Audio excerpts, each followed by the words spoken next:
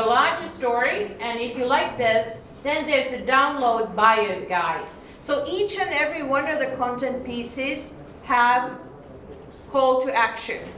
And if they, after all this, yes, I really need to get the buyer's guide, because it's sort of explaining in more detail how to buy and how to calculate the TCO of this product.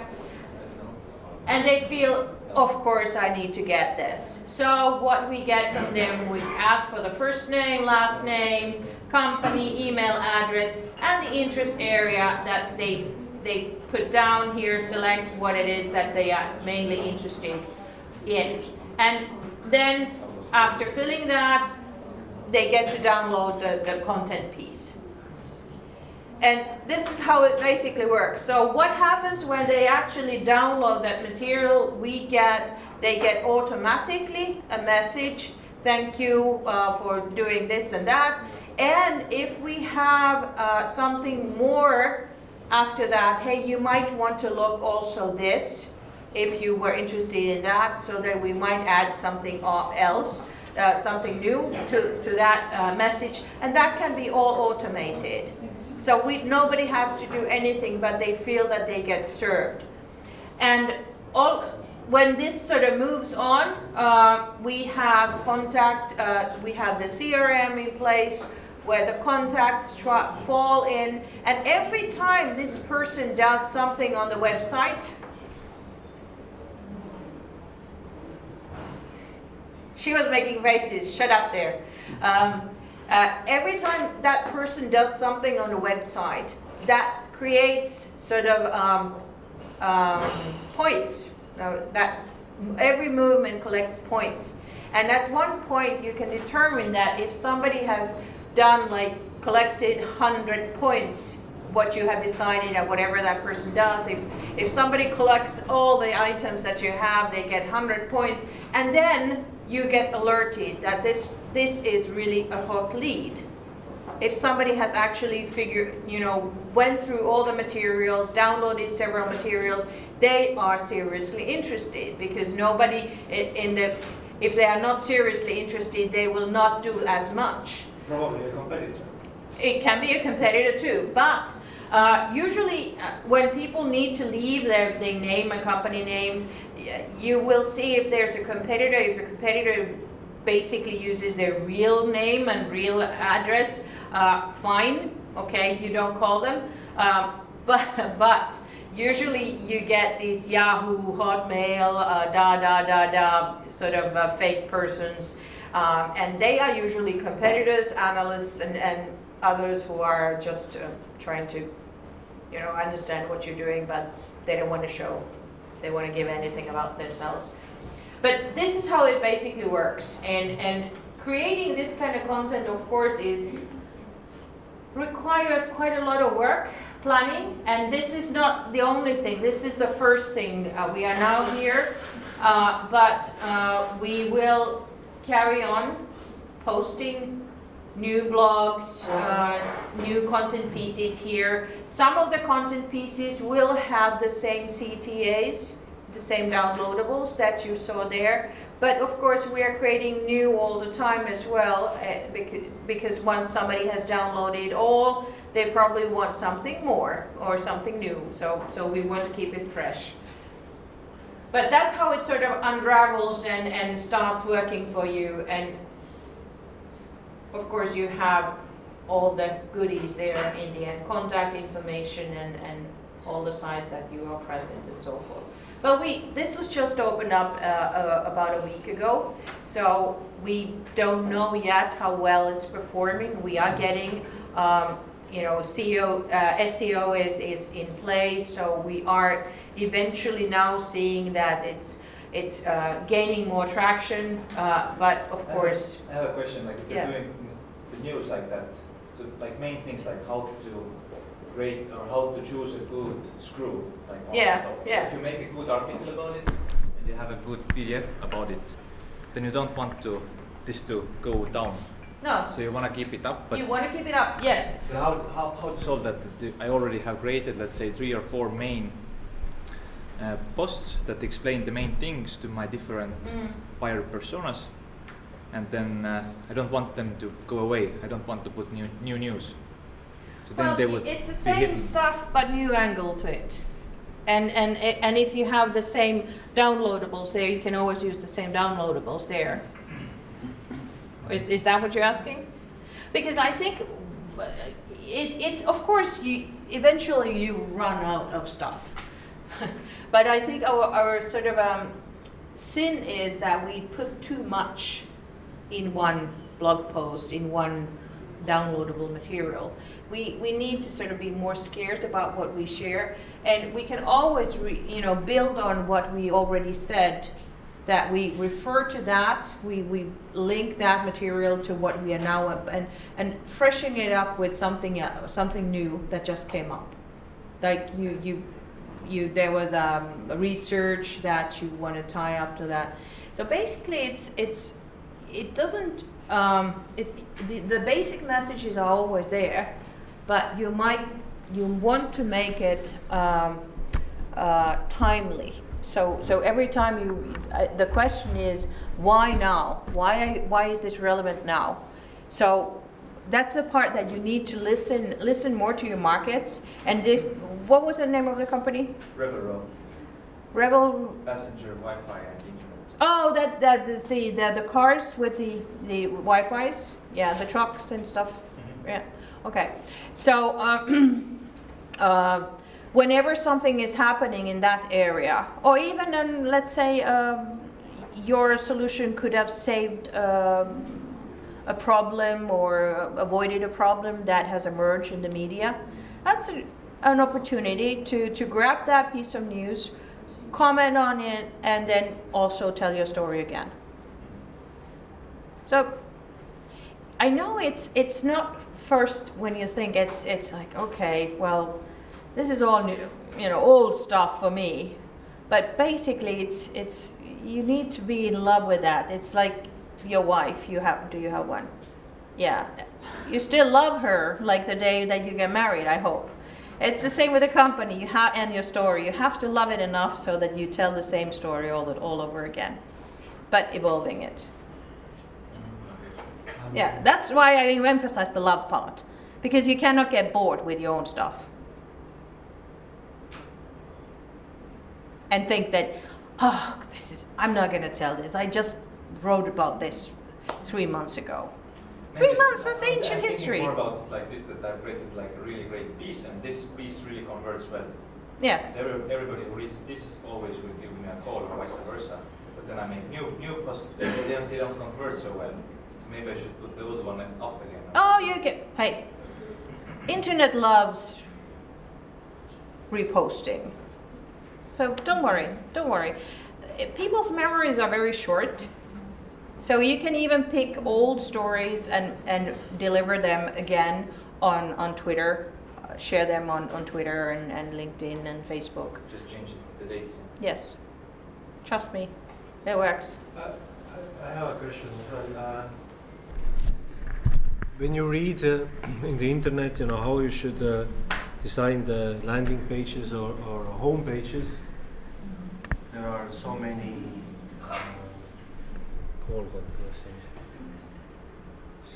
Different. So many different approaches, huh? So that's kind of new. I didn't see something like this is the homepage, right? Yeah, that's the homepage. Yeah. So I didn't see that kind of approach before. I think mostly the product is prominent or the value proposition, but here the content is prominent. So yeah, we here trying to educate the 4 buyer personas. I fully get it. Just the question is for what kind of businesses this works and how well it works compared to other approaches. We don't know yet. I will let you know. I'm really looking forward to how, because this kind of approach is very rare still in this kind of business. Like how much marketing from our part do you think it took to convince these kind of old-fashioned guys in manufacturing, and the screw conveyors, these. Never heard. But they huge metal screws that move shit in sewages. They can move food. They can move all kinds of stuff, but at the same time they can change it. They can chop it. You can add like dye into it or something. So they're really interesting. And when I got to sort of learn about this business, I went to the factory, and you know, I've actually been there because I decided that this picture needs to be taken. So I ordered the photographer to take this picture, and so we just look at it, and you know, the guys, when you ask, well, what does it do? Well, it does this and this and this, and okay, this and this and this and this and this. So for them, they've been doing these for 30 decades already. So somebody comes from Helsinki, the metropolitan area, to this rural place where these guys have been doing this for 20, 30 years. And of course they're not excited about it. Can you show the webpage how it was before? I cannot, I actually don't have it. It was horrible. Don't worry, it was horrible. I spare you the pain. Yeah, but if you go to any kind of a company that does these screw conveyors, you will see that they do look very, very old-fashioned. So this looks very fresh. But we're going to conquer the world. That's our aim with this. So very, very easy.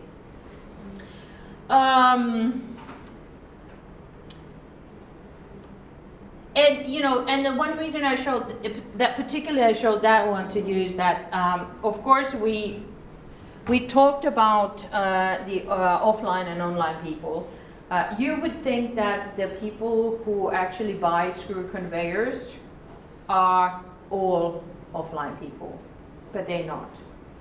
They even thought that way. But we did research and we found a lot of people that are there, and they are using internet to get information. Okay, but It wasn't. It wasn't. Did you find it from the archives? Yeah. Good. Okay, so what I understood is that you have worked on your buyer personas. And when you work on your buyer personas, I saw the sort of a matrix that was given to you as a framework, and that is absolutely okay. The main thing is that, do you still need to evolve those buyer personas so that you actually understand a bit more what they are looking for and what would be helpful to them and where their world is at the moment? Because stepping into somebody else's pants is very, very hard. Those of you who already have clients, the best way is to define the buyer persona in a more prominent way is to just go and interview. And what I do a lot for my clients, because I know a lot of the people who would be their buyer personas, I use some of these people as, you know, can I interview you for that? So I get the inside of what they are looking for. And people are generally very open to be interviewed and give relevant information in terms of how they want to be marketed in a way that the marketing is serving. So my pain point in here is to understand blah, blah, blah, blah, blah. And once I get those in place, it's much easier then to go and discuss it with a client and say, okay, we've learned that they want this kind of information, so let's start creating it. And it is a hell of a process, because that's completely new approach. We're not just talking about how great we are talking about the fit and trying to understand your pain. And then the even more painful part is there that you realize that I cannot address all the needs and pains. So my solution is not 100% for this client. So and if I realize that, is it something that we need to evolve into? So do we need to change our approach a bit, our promise, our product, our service? Or do I look for partners also, not to sort of partner with, but to understand who are the other players I should be aware of? Because the client might be talking about them as well and asking, well, how do you cooperate with that, or do you have any plans to do something kind of API with this, or whatever it is that it's unraveling. So learning about the buyer personas is the key to understanding inbound marketing and understanding about your clients, and also taking you further in the sales funnel. Because yes, in the end, we are always talking about the sales. So if you look at the buyer personas, or I would say that pick now one of the buyer personas that you created last time, because and we're going to work with that today. If you have time, work on the others as well, but pick the most advanced one of your buyer personas, the one that you think is the most relevant one you want to talk to, because that helps you to advance. And now I just want to understand, do you have in that buyer persona already answers to these kinds of questions that I have here? So these would be the questions you would ask to the buyer persona if you were to interview. What is your job role at work and in life?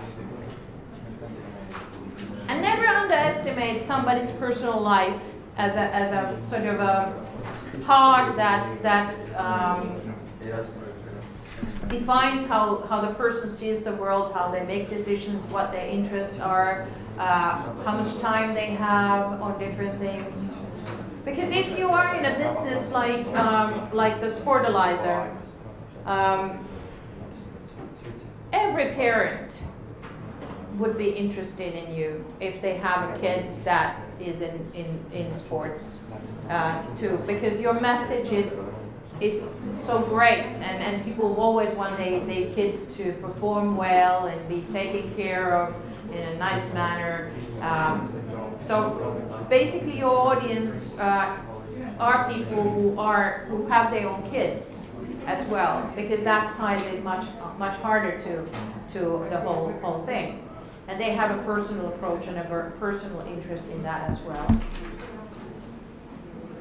And a typical day, I think it's only fair to sort of understand that we all, at one point, we go to bed, we sleep. And how do we spend our media? How do we spend our time? Do we spend like an hour or two reading something on our mobile phones or outlets, or do we not have any time at all? Is your buyer persona a person who never has time for herself? So what are the times when this person is most adaptable to things?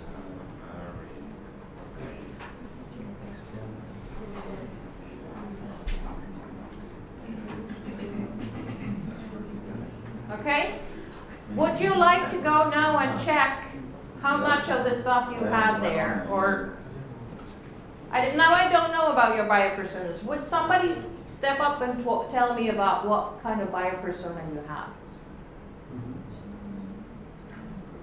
So I know where we are.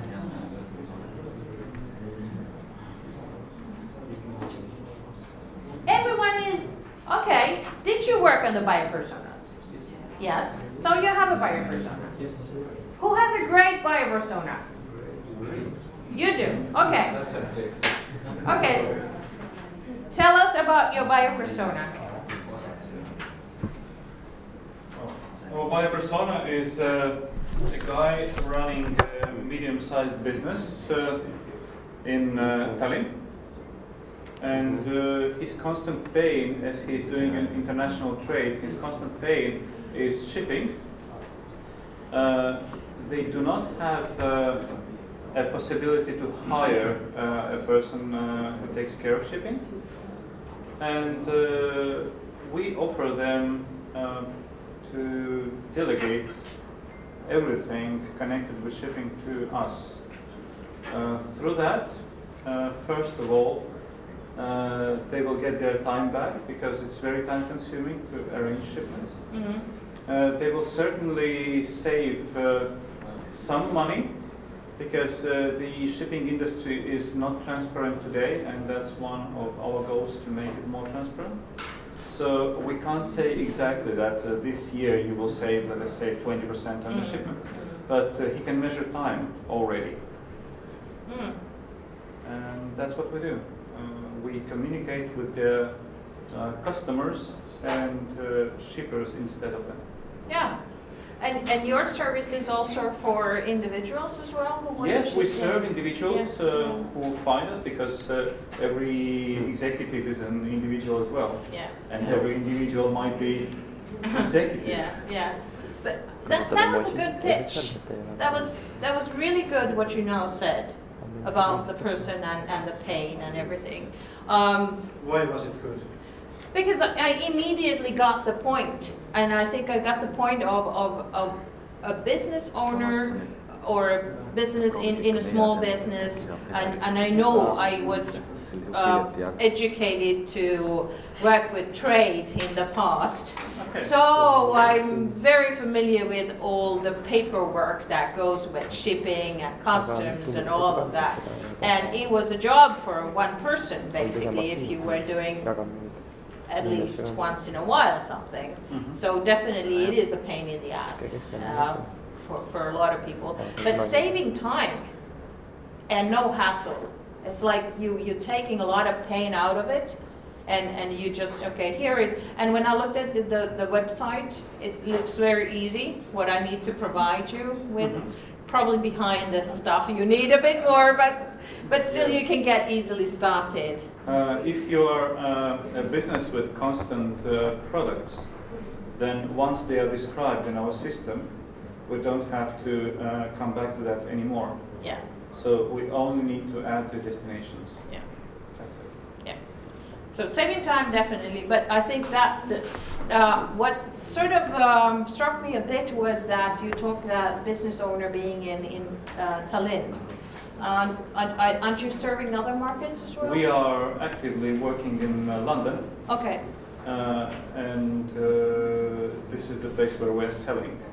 Okay. But as Tallinn is a low-hanging fruit, we Yeah, sell yeah. here a lot, Yeah. just to learn the market. Okay. Good. So our marketing is not directed to Estonia at all, and this person should be in London instead. Okay. Okay. So.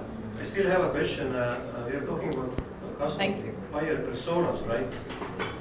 Yep. What we heard was a great company pitch, and the company is great and the pitch was good. I agree. But what about the persona? Is this particular CEO of a medium-sized company evangelist, user, the decision maker? Who is he? Decision maker, I would say. Yeah, he is a decision maker. He's probably the only decision maker. Yeah. The only While decision also being maker. the economic Yeah. buyer. But I think, that I would imagine that was a short version, so I just picked up the stuff that I saw that it was mainly relevant. Who, what kind of decision maker, what kind of pain, and how you are easing it and helping. But the motivation always for business owners is to spend less time doing stuff that somebody else can do better and with maybe less money than you would actually put your own time into it. So, but if you are to work more, these are the things you should actually find answers to. And then you come up with a sort of a persona and a story of this person. Who would be your ideal customer? And of course, some of you have already customers, so you know that these are the customers, that we have this particular kinds of customers. But those of you who worked on buyer personas that are more fictional, please do a bit more research on these people. And now a tip. Find someone like your client or in your case, someone who is also already your client. Look at these buyer personas or typical people with that kind of backgrounds and desires from LinkedIn, and try to sort of look in their profiles and understand a bit more what motivates them, what their hobbies are, where they are, how they work there, are they active in any kinds of groups, how is their life sort of unraveling in many stages. That's how you get some more perspective. And also the personal background, age, family, education, how they were trained, where they were trained. And if you are talking to more of a consumer, you would need to ask more about the shopping preferences, but also when you talk to a B2B client or try to understand how they buy, you need to understand if it's a big corporation, it gets tangled because there's always the purchasing person different who make it really complicated to get things done. Christina, if I may, all teams here spent 2 weeks ago a lot of time to develop 4 exact buyer personas. So it would be really beneficial for us if we would dig deeper into it and take a more specific example than a medium-sized company CEO who probably has tons of other problems besides shipping stuff somewhere, and try to understand how this fits into what you are talking to us today. Okay, would you like to share your buyer persona? Yeah, I can do that if no one else wants to do it. Yeah. Because I can only work. This was something that I was told that you already have. So this is like the basics, and now we will move on from here. But if your buyer personas are not very developed, it's harder to move on. So that's why I'm sort of trying to recap that this is how it should look like in order to move on, to make it much easier the next step that you're working on. But I would love to hear of your buyer persona that you have developed. Yeah, so we have 4 buyer personas. Each team here actually has 4 buyer personas. Yeah. And we didn't cover those questions 2 weeks ago. Yeah. There was a different set of questions, like the person name, demographics, psychographics, specific pains, what jobs need to be done, and what is the observable behavior. So my question was, how do we now, should we amend those templates and add all this information as well? Should this be perhaps the exercise we need to do? That was a little bit unclear. Yeah, okay. My suggestion is that you pick one there, only one. Why only one? Because we don't have time to do them all. It takes time. Just focus on the one that you find that is more relevant and develop it a bit more. Because once we have it a bit more developed, we can start looking at the buyer journey. How do we actually build from there? So will you walk us through this process later today? I will, well, this is something that I can, I don't know if you want to take pictures of it, we could, if you need that, we can have it here. But then I will now move on to the journey part. And then when you start working around 2, you first have coffee. You can start working with your coffee, look at the buyer persona, pick the buyer persona, and then start working on the journey. Okay? So you have about 3 hours to work on that. I will be here, I can come, but each and every one of you have different things. So whatever I'm telling you might not apply to all of you. So please bear with me. I try and serve each and every one more on a personal level. Maybe you're capable of generalizing things, even if the example will be very specific. I try. Here it is. here it is. But not all biopersonas need all of that.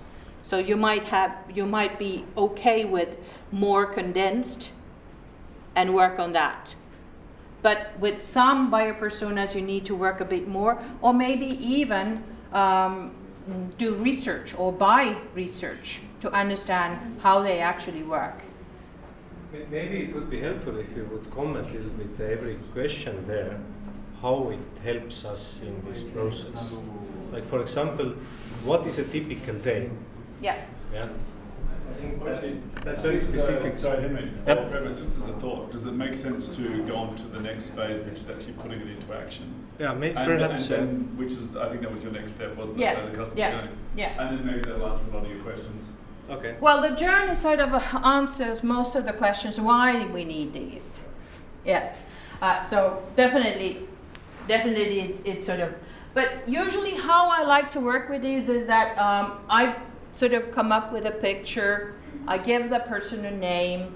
Like, this is a Tanya teacher, and we work on her. We work on the whole thing. We have everything. We have the story there. So you can very easily, when you start creating content and journeys, you have these persons there, and you can look at the person and you, okay, at this stage, she will need this. This is what we are providing her with. But this is how it unravels, and this is really simple version, and it gets, of course, quite complicated depending on your buyer personas and your business where you are. But the buyer stages are there: awareness, consideration, and decision.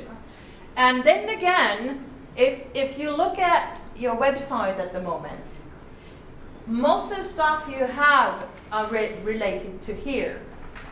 Because it's basically the customer has already sort of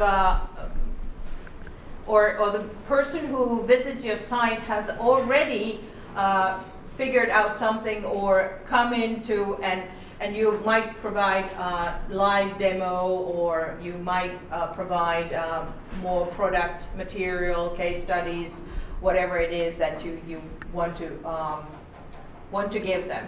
So, but still, not all of this is in place anyway, but still, if you have something, it's usually here. So it's mostly decision. The client has already made a decision and becomes a client after deciding on seeing these. But the earlier phases in the funnel, where you see the inbound marketing, the search engine optimization, the sort of educating part, that's where we work with the awareness part. And try to get them understand what their problem is. As easy it might sound to say that, okay, we have a solution for some things, but what if the clients have not realized what their pain is? Nor they even know that there's a solution for it. It's like my sort of speech earlier about the CRM. They didn't realize that they would have that kind of a possibility to work on these contacts much more.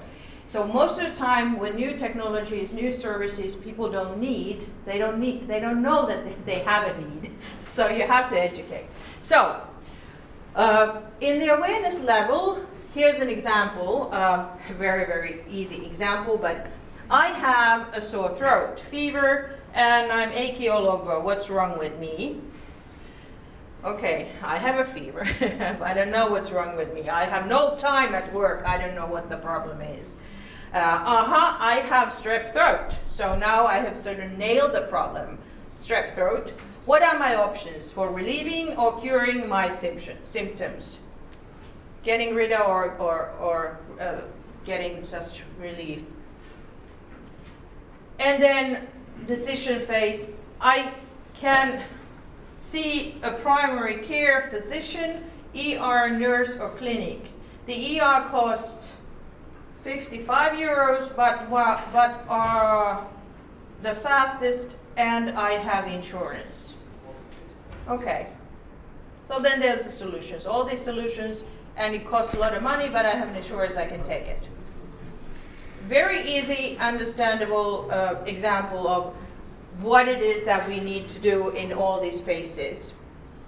But then again, if you look at the awareness stage, that's when I showed you about the white papers and educational content, but usually people look for third-party material.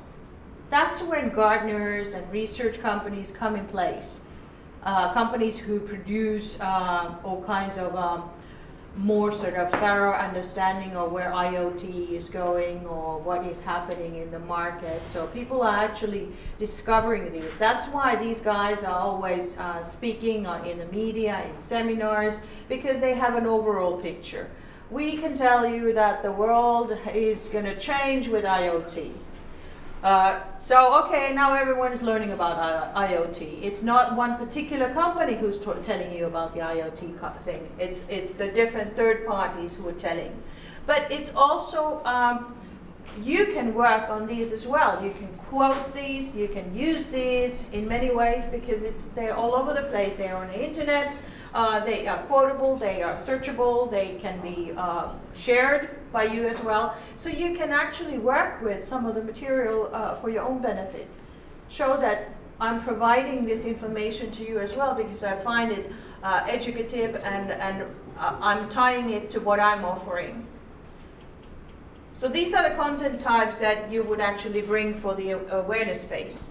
And key terms, troubleshooting, issue, resolve, risks, upgrade, improve, optimize, and prevent. These are the key terms people are usually using when they are looking for something in that particular area. Troubleshooting something. I have a problem, but I don't know what it is really. So they try to sort of look for the answer. Then consideration. They know what they now have. It has a name, so they start looking for help. Like, now you know about marketing automation. You know that kind of thing exists. So you go to the internet and you search marketing automation. And then you find HubSpot, Marketo, Pardot, and all the other ones. And then you start looking at the different services, finding out more information, and then at one point you go, okay, it's decision time. So HubSpot costs this much, Marketo costs this much, and okay, let's see, we're getting HubSpot for free for 1 year.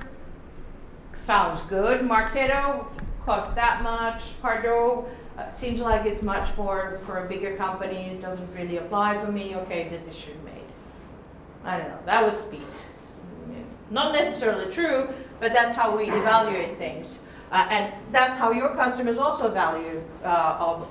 evaluate what you have and what the others have. But the problem with a lot of startup is that the customers don't really have that much to compare with. Because there's not really usually, other than that, the old way of doing stuff. So, and this is really important. That's why in the end phase, how easy it is to actually buy your service or product is the thing. And that you don't look as startup as hell. Because they want to, when they make the decision, it's not that they have some other kind, like with you. I don't know if you have really somebody else solving the shipping problem for the clients.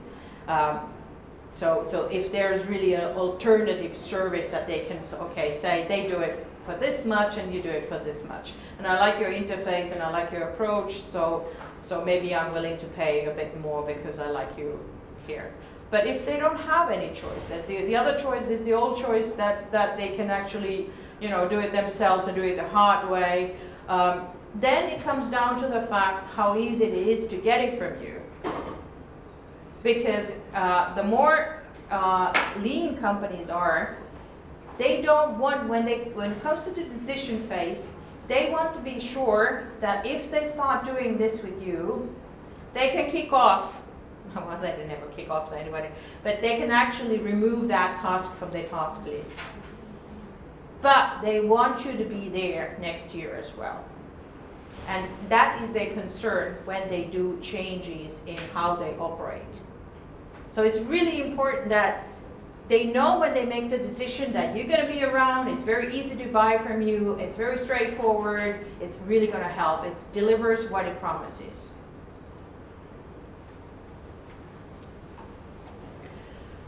And of course, research supporting documentation, data, benchmarks, that's what they want. Vendor comparisons, people love those. They want to see, like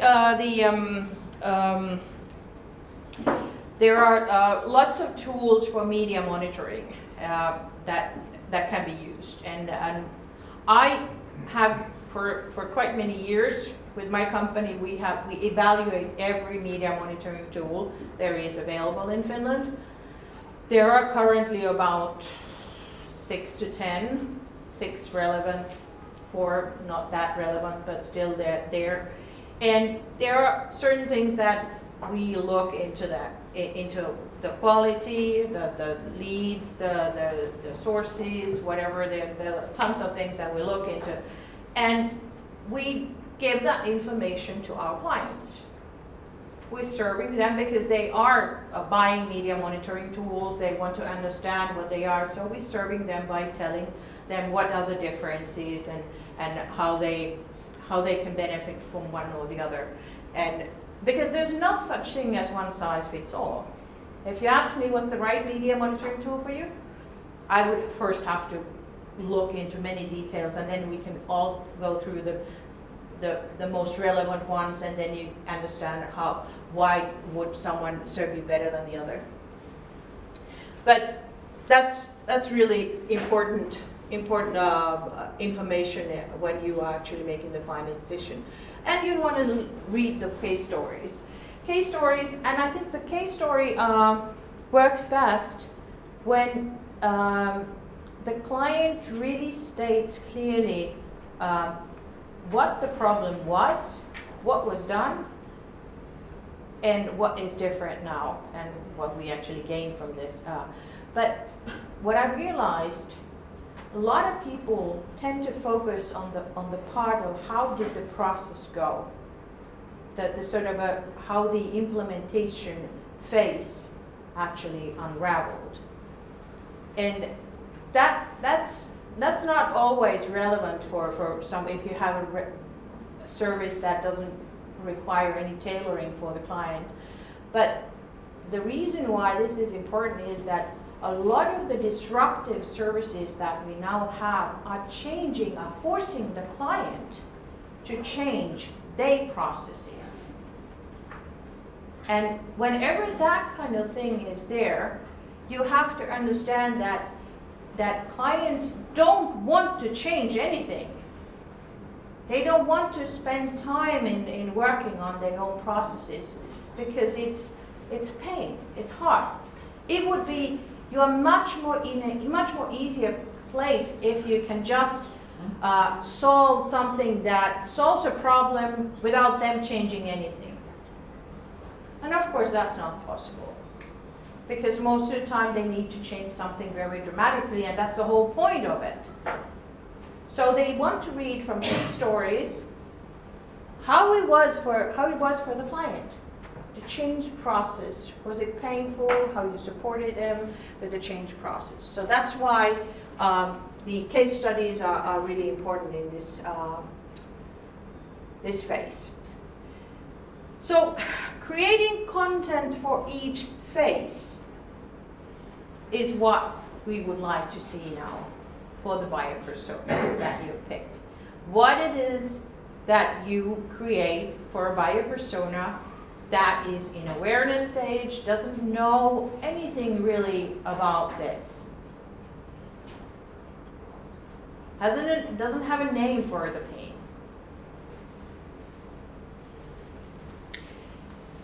And to make it a bit easier,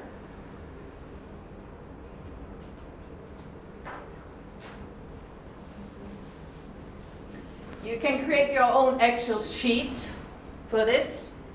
Content offer title, buyer journey stage, content type format, buyer persona, and a topic. This is like the easy phase first. type the title of the content offer here. How to optimize landing pages for conversions. This was just from HubSpot material. So if you start with the awareness stage, you think what the content offer is for the awareness stage. What is the content type? Are you creating an ebook? Are you creating a blog post? Are you creating a white paper for them to work on, or read and understand a bit more? And then who to, and identify the topic covered in this content offer.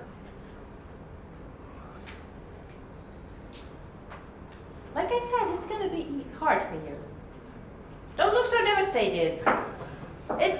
It's not as hard as you think. You just need to start doing it. Okay, now? You can, basically, I think you can start now, because it would be wise for you to work on the persona first, right? Make it more, and then, you know, if you want to work on the persona, and then start working on the journey. Because I have some questions for you as well here, to make it a bit more easier. But if you start now working on adding some of the stuff to the buyer persona, one buyer persona that you pick from there, make it a bit more complete, and then create an Excel sheet, put that buyer persona there, put down the stage,